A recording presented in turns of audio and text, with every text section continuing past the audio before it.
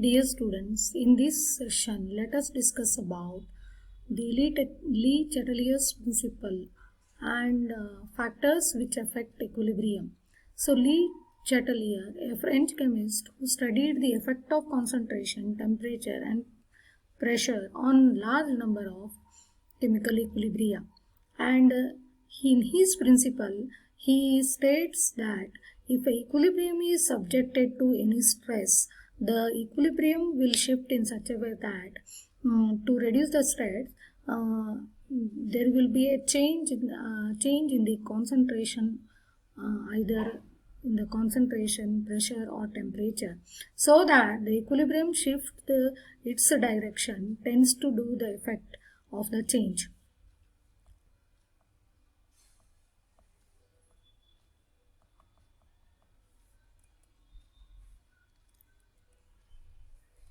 So, if we want to discuss about the effect of change of concentration, let us consider a general equation A plus B giving C plus D. When a reactant, say A, is added at equilibrium, its concentration is increased. According to Le Chatelier's principle, a new equilibrium will be established so that to reduce the concentration of A.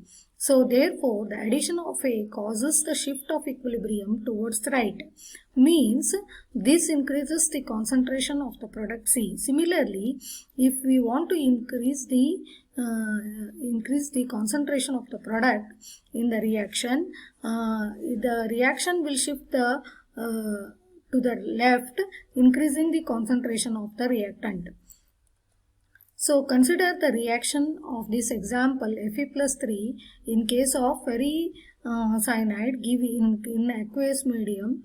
You can see the addition of Fe plus 3 ion to the above reaction, which is in equilibrium, will cause the reaction to shift towards the right to increase in the concentration in giving the concentration of the product. So in accordance with the Le Chatelier's principle, the addition of ferrocyanide to the reaction will shift the reaction equilibrium to the left, increasing the concentration of Fe plus 3 ions.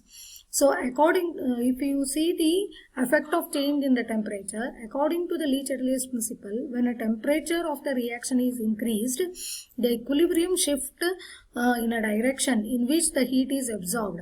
So in this reaction, A plus B giving C plus D, we can see the delta H, that is the change in enthalpy, is positive. The forward reaction is endothermic reaction and the backward reaction is exothermic reaction. So when the temperature of the system is increased, the equilibrium will shift to its right, which involves the absorption of heat, yielding to the increase in the concentration of the product C, and there is a decrease in the concentration of the reactants A and B. Similarly, if you take the example of X plus Y giving Z, if the delta H is negative, then the forward reaction is exothermic. So when a heat is applied to such system, so what we can see, the equilibrium will shift to its left side, yielding the increase in the concentration of the reactant. So if you want to discuss about the effect of change in pressure, let us take the example of formation of ammonia from nitrogen and hydrogen. So 1 mole of nitrogen and 3 moles of hydrogen giving 2 moles of ammonia. So we can see here in this reaction, the forward reaction, that is the formation of ammonia, is accompanied by decrease in the number of moles of the product ammonia. We can see here 1 mole plus 3 mole giving only 2 moles of the product. So that shows there is a decrease in the number of moles. So if further the pressure is increased in the system, what we can see, the volume is going to decrease. That is, therefore, the number of moles per unit volume will increase.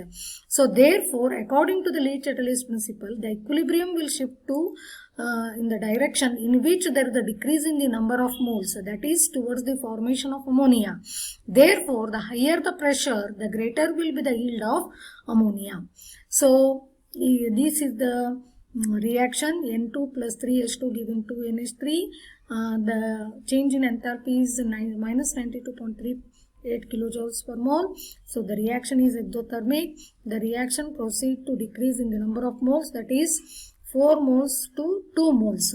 So condition for maximum yield is low temperature by Chatelier principle. The equilibrium will shift to right, giving the high yield, high pressure and high concentration of the reactant. So if you take the example of formation of sulfur trioxide from sulfur dioxide and oxygen. So this reaction is also exothermic. So the reaction is proceed with a decrease in the number of moles yielding to the maximum yield, which is favored by low temperature and high pressure. Thank you.